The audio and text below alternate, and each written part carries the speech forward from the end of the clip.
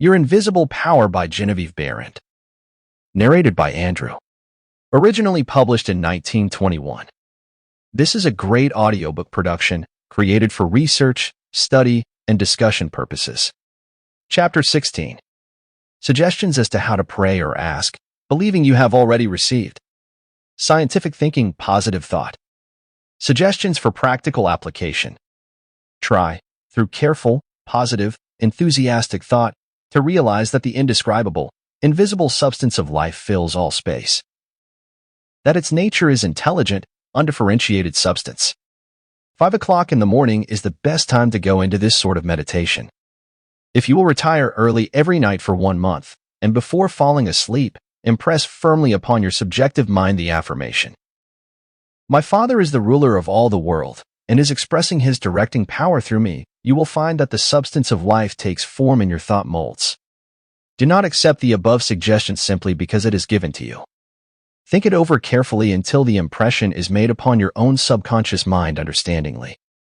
Rise every morning, as was suggested before, at 5 o'clock, sit in a quiet room in a straight-back chair, and think out the affirmation of the previous evenings. And you will realize and be able to put into practice your princely power with the realization to some extent, at least, that your mind really is a center through which all the creative energy and power there is taking form. Scientific prayer. The principle underlying scientific prayer in prayer for a change in condition, physical, mental, or financial, for yourself or another. Bear in mind that the fundamental necessity for the answer to prayer is the understanding of the scientific statement. Ask, believing you have already received, and you shall receive. This is not as difficult as it appears on the surface once you realize that everything has its origin in the mind, and that which you seek outwardly, you already possess. No one can think a thought in the future. Your thought of a thing constitutes its origin. Therefore, the thought form of the thing is already yours as soon as you think it. Your steady recognition of this thought possession causes the thought to concentrate, to condense, to project itself, and to assume physical form. To get rich through creation. The recognition or conception of new sources of wealth is the loftiest aspiration you can take into your heart, for it assumes and implies the furtherance of all noble aims. Items to be remembered about prayer for yourself or another. Remember that which you call treatment or prayer is not, in any sense, hypnosis. It should never be your endeavor to take possession of the mind of another.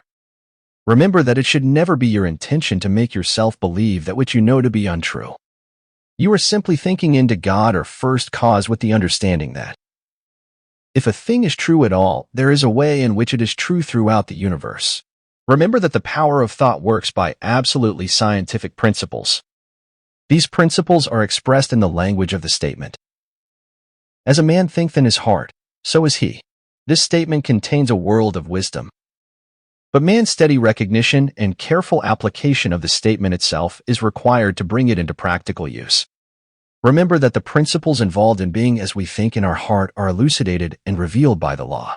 As you sow, so shall you reap. Remember that your freedom to choose just what you will think, just what thought possession you will affirm and claim, constitutes God's gift to you.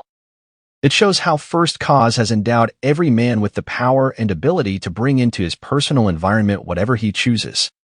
Cause and effect in reference to getting. If you plant an acorn, you get an OK. If you sow a grain of corn, you reap a stalk and many kernels of corn.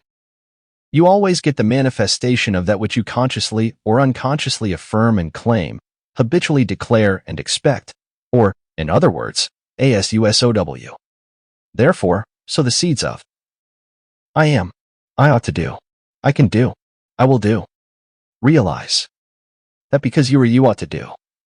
That because you ought to, you can do. That because you can do, you do. The manifestation of this truth, even in a small degree, gives you the undisputable understanding that dominion is your charter right. You are an heir of First Cause, endowed with all the power he has. God has given you everything. All is yours, and you know that all you have to do is to reach out your mental hand and take it. This formula may serve as a pattern to shape your own prayer or affirmation into God for the benefit of another or yourself. If for another, you speak the Christian name of the person you wish to help, Then dismiss their personality entirely from your consciousness.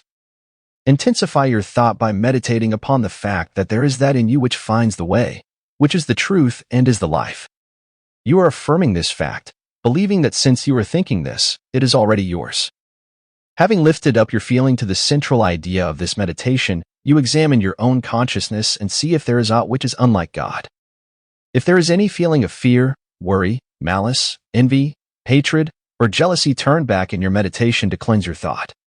Through the affirmation that God's love and purity fills all space, including your heart and soul.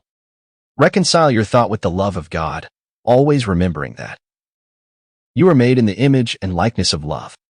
Keep this cleansing thought in mind until you feel that you have freed your consciousness entirely of all thoughts and feelings other than love and unity with all humanity. Then, if denials do not disturb you, deny all that is unlike your desired manifestation. This accomplished, you almost overlay your denial with the affirmative thought that you are made in the image and likeness of God and already have your desire fulfilled in its original thought form. Closing of prayer. Prayer as a method of thought is a deliberate use of the law which gives you the power of dominion over everything which tends in any way to hamper your perfect liberty. You have been given life, that you may enjoy it more fully. The steady recognition of this truth makes you declare yourself a prince of power. You recognize, accept, and use this power as the child of a king, and hence dominion is your birthright. Then when you feel the light of this great truth flooding your consciousness, open the floodgates of your soul in heartfelt praise because you have the understanding that the Creator and His creation are one, also that the Creator is continually creating through His creation.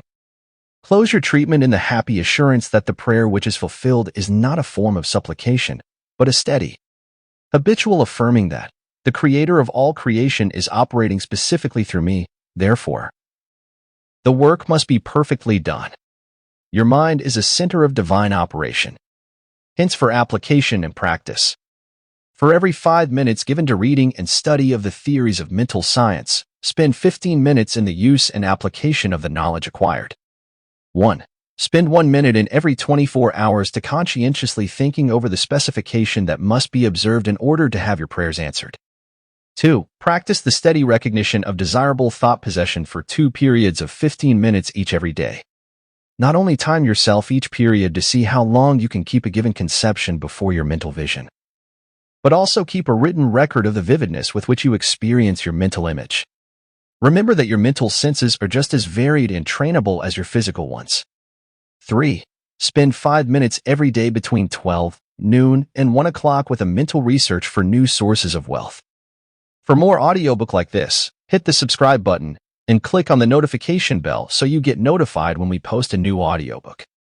Thanks for listening.